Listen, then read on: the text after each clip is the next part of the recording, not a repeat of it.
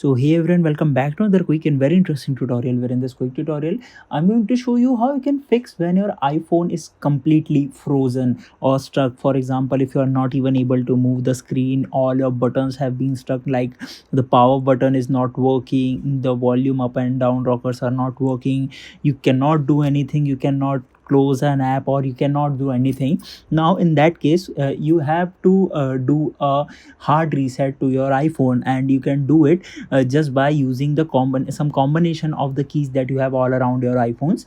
Now in order to do it, let me show you with an example. Let me quickly get to the light mode so that you can easily check, see what I'm pressing, what keys I'm pressing on my phone.